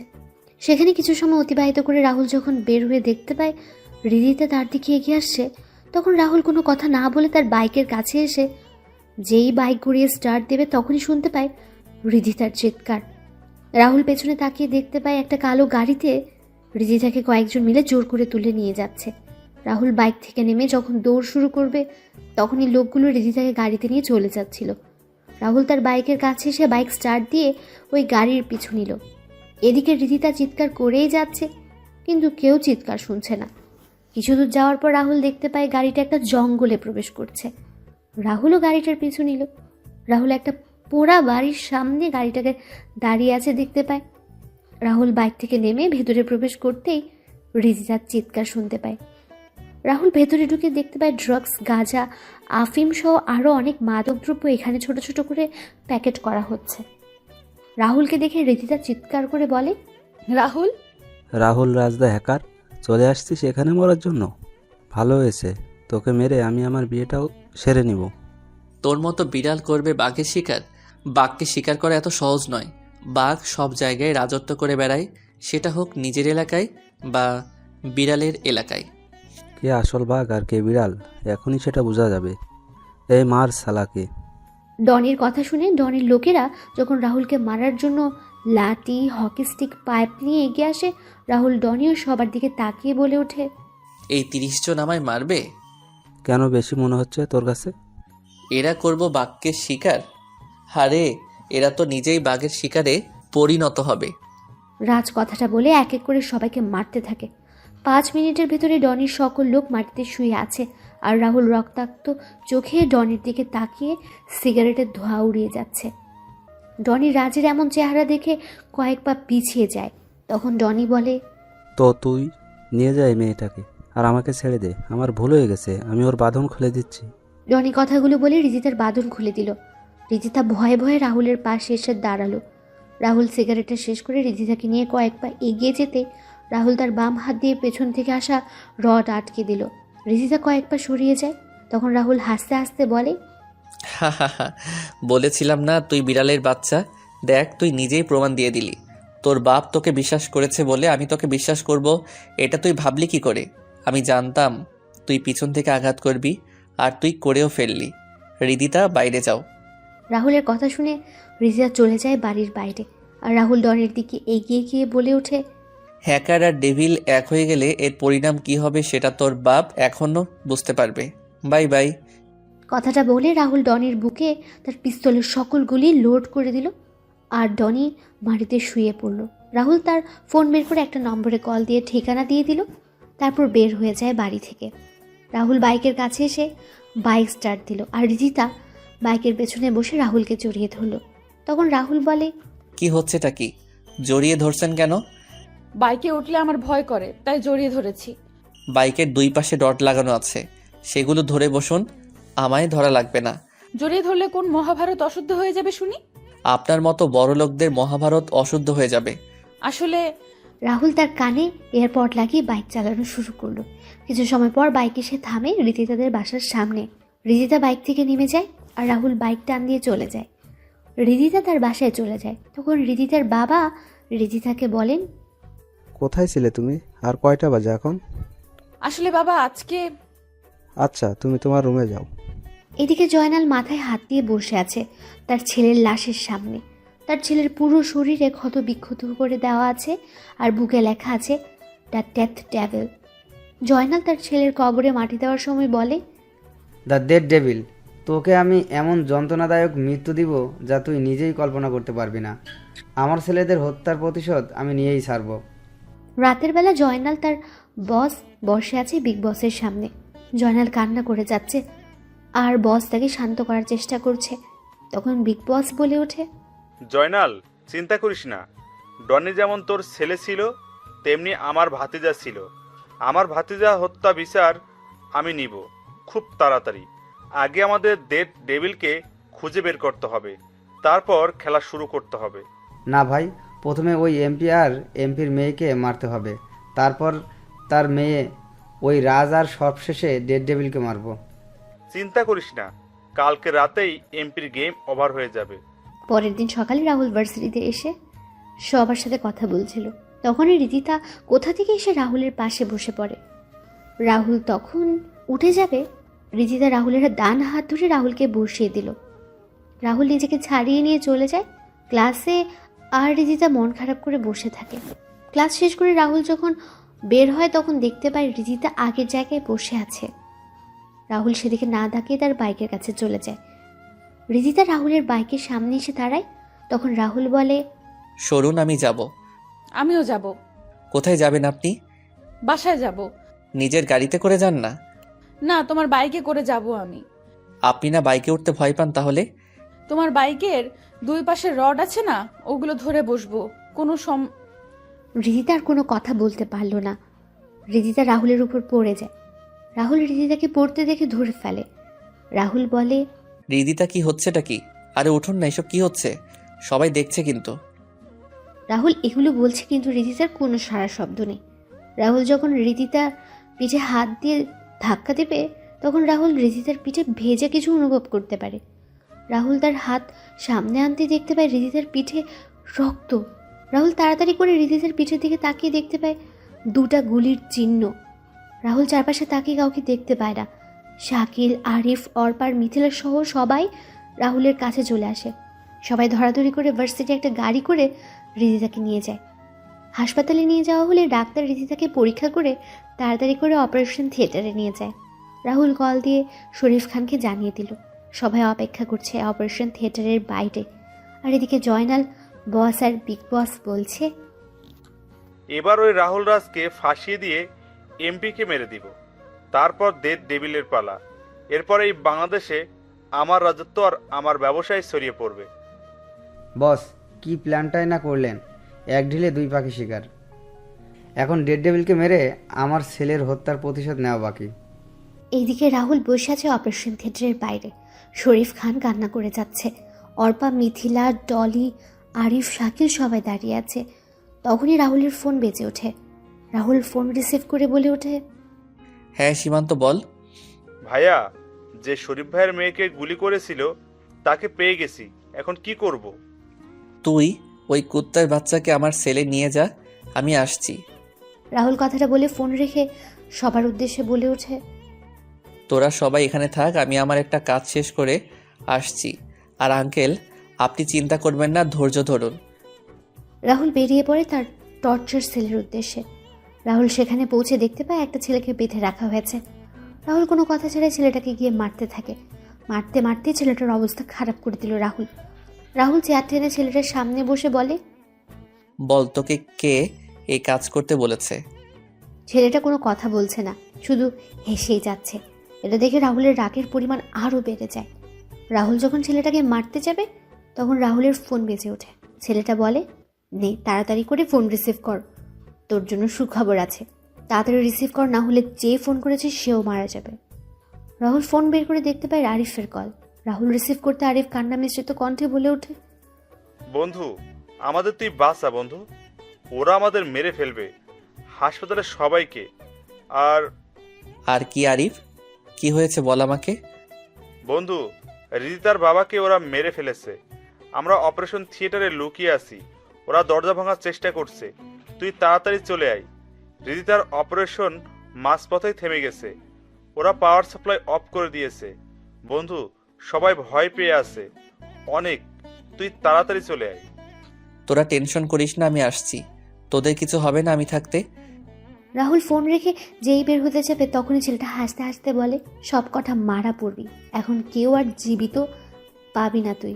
রাহুল পাশে থাকা একটা হাতুড়ি দিয়ে ছেলেটার মাথায় আঘাত করতে ছেলেটা নিস্তব্ধ হয়ে যায়। সীমান্ত, তাড়াতাড়ি করে হাসপাতালে চল। রাহুল আর সীমান্ত হাসপাতালে পৌঁছে যায়। সীমান্ত গিয়ে পাওয়ার সাপ্লাই রুম খুঁজে পাওয়ার সুইচ অন করে। তখন রাহুল আর সীমান্ত দেখতে পায় হাসপাতালে পরিণত হয়েছে মর্গে। হাসপাতাল জুড়ে রক্ত আর রক্ত। রাহুল আর সীমান্ত তাড়াতাড়ি করে অপারেশন থিয়েটারের সামনে গিয়ে দেখতে পায় শরীফ আঙ্কেল আর কয়েকজন নার্সের মরদেহ পড়ে আছে অপারেশন থিয়েটারের বাইরে। রাহুল শরীফ খানের লাশের সামনে গিয়ে শরীফ আঙ্কেলকে ডাকতে থাকে। Uncle, uncle. কোনো শব্দ নেই। সীমান্ত সহ বাকি সবাই পুরো হাসপাতালে খুঁজেও কাউকে পাচ্ছে না। রাহুল শরীফ খানের লাশ ধরে বসেছিল। হঠাৎ করে শরীফ খান শব্দ করে ওঠেন আর বলেন, রাজ, আমার সময় শেষ হয়ে এসেছে রে। আমার মেয়েটা অনাথ হয়ে গেল বাবা। তুই আমায় কথা দে, তুই ওদেরকে ছাড়বি না। বল বাবা, বল বাবা। হ্যাঁ আঙ্কেল, আমি কাউকে ছাড়বো না। তোমার আর তোমার কিছু হবে। এই তাড়াতাড়ি করে ডাক্তারকে ডাক না তোরা। না বাবা, আমার সময় শেষ। তুই আমার মেয়েটাকে তোর সাথে রাখিস। আমার মেয়েটাকে আমি তোর হাতে তুলে দিলাম। তুই এখনও আর কোনো কথা বলতে পারছিল না শরীফ খান। তখন সীমান্ত রাহুলের কাছে এসে বলে, ভাই, পুরো হাসপাতালে খুঁজে কাউকে পাইনি, মনে হয় ওরা চলে গেছে এখান থেকে।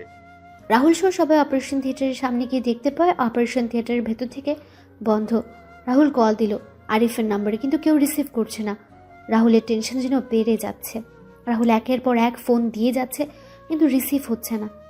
রাহুল সীমান্তকে বলে দরজা ভাঙার জন্য, আর এদিকে রাহুল ফোন দিয়ে যাচ্ছে।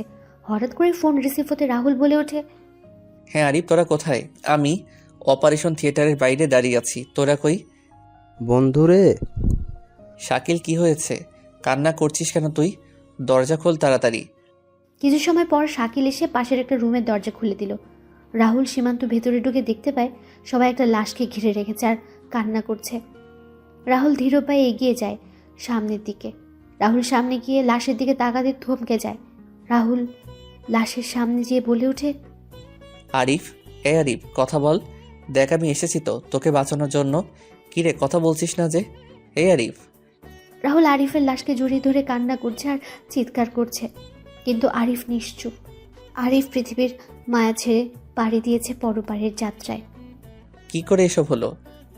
আমরা যখন অপারেশন থিয়েটারের বাইরে অপেক্ষা করছিলাম, তখন বাইরে গুলির আওয়াজ শুনতে পাই। কিছু বুঝে ওঠার আগেই জয়নাল ও দুইজন পিস্তল হাতে তাদের লোক নিয়ে আমাদের সামনে চলে আসে। আমরা কিছু বুঝতে পারছিলাম না। তখনই আঙ্কেল সামনে গিয়ে ওদের সাথে কথা বলতে যাবেন, তার আগেই ওরা অপারেশন থিয়েটারে ঢোকার চেষ্টা করে। তখন আমরা সবাই অপারেশন থিয়েটারে ঢুকে পড়ি। আঙ্কেল যখন আসতে যাবে তার আগেই ওরা আঙ্কেলের লক্ষ্য করে গুলি করে দেয়। আর আঙ্কেল। আরিফের এমন অবস্থা হলো কি করে? রিদিতাই বা কোথায়? আমাদের ফোনের আলোতে রিদিতার অপারেশন করা হয়। অপারেশন শেষে প্রয়োজন হয় রক্তের, যা পাশের একটা রুমে ছিল, কিন্তু কেউ ভয়ে যাচ্ছিল। তখন আরিফ সাহস করে চলে যায়। আর আরিফ যখন ফিরে আসে তখন আমরা আরিফের শরীরের গুলির চিহ্ন দেখতে পাই। ডাক্তাররা কিছু করার আগেই আরিফ আমাদের ছেড়ে চলে যায় বহু দূরে। অপারেশন থিয়েটারের দরজা ভেঙে ওরা রিদিতাকে নিয়ে যায়, আর আমাদের ভয় দেখিয়ে চলে যায় ওরা। রাহুল যখন সব শুনছিল তখনই রাহুলের ফোন বেজে ওঠে। তখন রাহুল ফোন রিসিভ করে আর ও পাশ থেকে বলে ওঠে, আর রাহুল রাজ বা ডেড ডেভিল নিয়ে যা তো রিদিতাকে 2 ঘন্টার ভেতরে খুঁজে বের করতে পারলে বেঁচে যাবে, না হলে ওই মেয়ে মারা যাবে। আমাদের থেকে সকল ইনফরমেশন চুরি করে নিয়েছিলি, তাই না? চিন্তা করিস না, ডাক্তার এখানে আছে। তুই ইনফরমেশন দিয়ে দিলে মেয়েটা বেঁচে যাবে। এবার দেখি তুই কি করতে পারিস। বিগ বসের হাসির সাথে সংযুক্ত হয় আরেকটা হাসি। হাসি শুনে বিগ বস হাসি থামিয়ে দিল। রাহুল হাসতে হাসতে বলে ওঠে, ওই মেয়ে মরলে তো আমার কিছু না, মেয়েটা মরলে ক্ষতি হবে তোদের। মানে? মানে হলো মেয়েটার ফেসবুক অ্যাকাউন্টে আমি সকল ইনফরমেশন সেভ করে রেখেছি, আর টাইমার দিয়েছি আজকে সন্ধ্যা 7টা। মেয়েটা যদি মারা যায় তাহলে তোদের আসল চেহারা সবার সামনে চলে আসবে। মনে করিস না মেয়েটার অ্যাকাউন্টে ঢুকে অফ করে দিবি, এটা আমার সৃষ্টি করা। সো আমি মেয়েটার একটা কোড দিয়ে অ্যাক্টিভেট করে রেখেছি, যা মেয়েটা ছাড়া কেউ জানে না। এখন একমাত্র মেয়েটাই পারে তোদের বাঁচাতে। এখন তোর চিন্তা কর, মেয়েটা মরবে না বাঁচবে। টিং ঠক টিং ঠক, হা হা হা। রাহুলের এমন কথা শুনে শাকিল, সীমান্তসহ সবাই অবাক হয়ে যায়। এদিকে বিগ বস তার লোকদের উদ্দেশ্য করে বলে মেয়েটাকে এখানে নিয়ে আসার জন্য, আর ডাক্তারকে মেয়েটাকে সুস্থ করে তোলার জন্য। বস কি করছেনটা কি আপনি? মেয়েটা মরে গেলেও তো ভালো। তোদের এত কথা বলতে কে বলেছে? একটু চুপ থাক না। আবার রাহুলের ফোন বেজে ওঠে। রাহুল ফোন রিসিভ করতেই চাচা বলে ওঠেন, রাহুল, হৃদিতা মামনিকে দেখলাম স্ট্রেচারে করে কয়েকটা লোক আমাদের ওই পুরাতন বাংলোতে নিয়ে গেছে, আর সবার সাথে অনেক অস্ত্র আছে। আর এখন দেখলাম কয়েকটা অ্যাম্বুলেন্স আর কয়েকজন ডাক্তারকে নিয়ে আসা হয়েছে। ধন্যবাদ চাচা, তুমি চিন্তা করো না, রিদিতার কিছু হবে না। সীমান্ত চল, খেলা শুরু করতে হবে, অনেকদিন হলো খেলা হয়নি। শাকিল, সবাইকে নিয়ে তুই যা আর জানাজার ব্যবস্থা কর, আমরা দাফনের আগেই ফিরে আসবো। রাহুল কথাগুলো বলে তার লোকদের নিয়ে বেরিয়ে পড়ে চাচার দেওয়া ঠিকানায়। রাহুল বাইরে থেকে সমস্ত কিছু একবার পর্যবেক্ষণ করে বলে ওঠে, সীমান্ত, আমরা দুই দিক থেকে আক্রমণ করব, আমি সামনে থেকে আর তুই পিছন থেকে করবি। আমার সাথে কোনো লোক নিব না, তুই সবাইকে নিয়ে পিছনে থেকে ভিতরে প্রবেশ করবি। ভাই আপনি একা? চিন্তা নেই, তোরা তোদের পজিশন নিয়ে নে। রাহুল কথাগুলো বলে ভেতরে ঢুকে পড়ে। রাহুল একজন একজন করে সবাইকে মারতে থাকে, আর পেছন দিক দিয়ে সীমান্ত আর তার লোক নিয়ে মারতে থাকে সবাইকে। রাহুল যখন সিঁড়ি পেয়ে উঠছিল তখনই জয়নাল দেখেনি এবং গুলি শুরু করে। রাহুল লুকিয়ে পড়ে আড়ালে। দুই পক্ষের গোলাগুলি শুরু হয়। রাহুলের কয়েকজন লোক মারা যায়, তবে জয়নাল ও বিগ বসের সকল লোক মারা যায়। বিগ বস কোনো উপায় না পেয়ে বলে ওঠে, এই মেয়েকে মেরে ফেলতে হবে, এই মেয়েকে মেরে ফেলতে হবে। এমনি যখন বাঁচবো না, তাহলে মেয়েটাকে মেরে ফেল।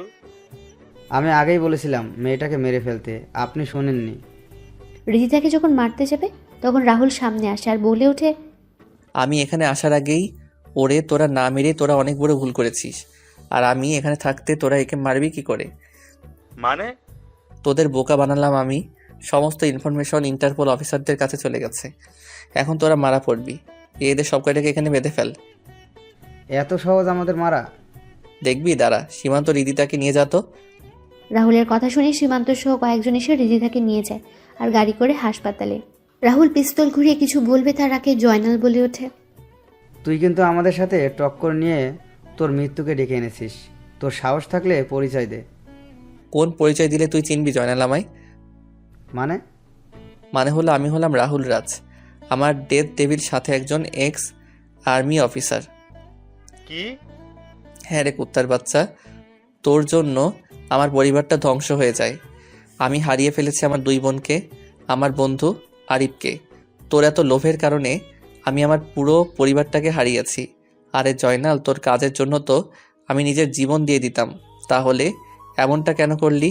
তোদের মতো মানুষের জন্য শত শত ভাই তার বোন হারাচ্ছে, বাবা মা হারাচ্ছে তাদের ছেলে মেয়েকে। তোদের জন্য আজ সত্যিকারের ভালোবাসাগুলো হারিয়ে যাচ্ছে। তারপরও আমি তোদের ক্ষমা করে দিতে চেয়েছিলাম, কিন্তু তোরা এই দেশের ক্ষতি করার জন্য উঠে পড়ে লাগলি। তুই তো মারা গিয়েছিলি। আরে রাখে আল্লাহ মারেকে, কথাটা তো শুনেছিস নিশ্চয়ই। কিন্তু তুই আমাদের পরিচয় পেলি কি করে? তোর ডান হাত ফারুকে মারার পর আমি ফারুকের লকার খুলে কিছু ফাইল আর ছবি পেয়েছিলাম, সেখানে তোর আর তোদের কিছু ছবি পাই। ড্রাগনের পাওয়ার তো জানিসই। তোদের পরিচয় আর তোদের খুঁজে বের করতে আমার কোনো পরিশ্রম করতে হয়নি। এবার সময় হয়ে গেছে তোদের পরপারে যাওয়ার। তুই কাদের জন্য আমাদের পিছনে লেগেছিলি? 4 বছর আগে সিনিয়র ইন্সপেক্টর সুমনার কথা মনে আছে, যাকে তোরা জোর করে ড্রাগস খাইয়ে পাগল করে দিয়েছিলি? আমার আপুটা ড্রাগসের নেশায় এতটা আসক্ত হয়ে পড়ে একসময় ড্রাগস না পেয়ে আত্মহত্যা করে। আমার মা বাবার পর ওই আপুটাই আমায় বড় করে মানুষের মতো মানুষ তৈরি করে এবং একজন আর্মি অফিসার তৈরি করে। তোদের ব্যাপারে সব জানার পর আমি আমার সিনিয়র অফিসারদের সব জানাই এবং তারা আমার সাথে সহমত পোষণ করে। আমার ছোটো বোন সীমা যখন জানতে পারলো তোদের পরিচয়, তখন তোরা সীমাকে তুলে নিয়ে ধর্ষণ করে ব্ল্যাকমেইল করতি। আর নিজেদের শারীরিক চাহিদা মেটাতি। সবশেষে আমার বোনটাকে তোরা মেরে সেটা আত্মহত্যা দেখিয়ে দিলি। এবার সব কিছুর হিসাব মেটাবো আমি। রাহুল একটা চাকু নিয়ে তিনজনের বুকে আঘাত করতে লাগলো। সবার বুক ক্ষতবিক্ষত করে দিয়ে লিখে the death devil. Boss, Joynal আর বিগ বস চিৎকার করছে, কিন্তু রাহুল কোনো কথায় কর্ণপাত না করে বেরিয়ে যায়। রাহুলরা বাড়ি থেকে বেরিয়ে নিজ হাতে রাহুল বমটা ব্লাস্ট করে দেয়। মুহূর্তে বাড়িটা আগুন ধরে যায়। ব্লাস্ট হওয়ার সাথে সাথে বাড়িটাও ভেঙে পড়ে। তারপর রাহুল 2 ফোঁটা চোখের জল ফেলে, আকাশের দিকে তাকিয়ে বলে, আপু, তোদের হত্যার বিচার আমি নিয়েছি। আরিফ বন্ধু, আমি তোর হত্যাকারীদের শেষ করে দিয়েছি। তোরা ভালো থাকিস, সবাই ওপারে। রাহুল চলে যায়। আরিফ শরীফ খানের জানাজা শেষ করে চলে যায় হাসপাতালে গিয়ে জানতে পারে সকালে রিজিতের জ্ঞান ফিরবে। সীমান্ত সহ বাকি সবাইকে পাঠিয়ে দিয়ে রাহুল হাসপাতালে থেকে যায়। রাহুলের চোখটা লেগে আসছিল, তখনই নার্স এসে বলে দেয় রিজিতের জ্ঞান ফিরেছে। রাহুল গিয়ে রিজিতার সাথে দেখা করে। রিজিতা সুস্থ হতে 1 মাস লেগে যায়। রিজিতা তার বাবার এমন মৃত্যুর কথা শুনে কান্নায় ভেঙে পড়ে। রিজিতা এখন রাহুলদের সাথে রাহুলের মামা মামির। রাহুল রিজিতাকে বিয়ে করতে রাজি হয়।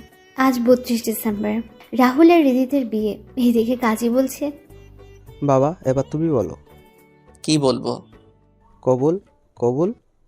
হ্যাঁ বলছি, আবুল আবুল। আমি ওর কথা শুনে একটু রাগ দেখিয়ে বললাম, কি বলছিস তুই? এদিকে সবাই হাসছে। রিজিতা তখন বলে, তুই কবুল বলবি না আমি? ওইটা করে নেব সবার সামনে। বলছি, কবুল কবুল কবুল। কাজী সাহেব, আর বলা লাগে কি? না বাবা, হয়ে গেছে। দোয়া করা শেষ হলে রিজিতা রাহুলের কানে কানে বলে, আজকে রুমে আয়, আমি ছুরি আর লাঠি নিয়ে অপেক্ষা করব। আমায় কষ্ট দেওয়া না, রুমে আয়, বুঝতে পারবি। ইন্না নিল্লাহ, আল্লাহ কি বলছে এসব? আয় রুমে। তখন মিথিলা এসে বলে, দুলাগাই, বিড়ালটা মারিস ভালো করে। আগুনে যা ঘি ঢেলেছিস সেটা এখন অনেক গরম হয়ে ফুটছে। বিড়ালের বিয়ে হবে না। এখন সেটা বুঝতে পারছি। হে সৃষ্টিকর্তা, তুমি রহম করো আমার উপর। পাঠক আর পাঠিকাগণ দোয়া করিয়েন। আমি যাচ্ছি দিয়ার রাগ ভাঙাতে। ভালো থাকবেন আপনারা, আর আমার জন্য দোয়া করিয়েন। দেখা হবে খুব তাড়াতাড়ি নতুন কোনো গল্পে।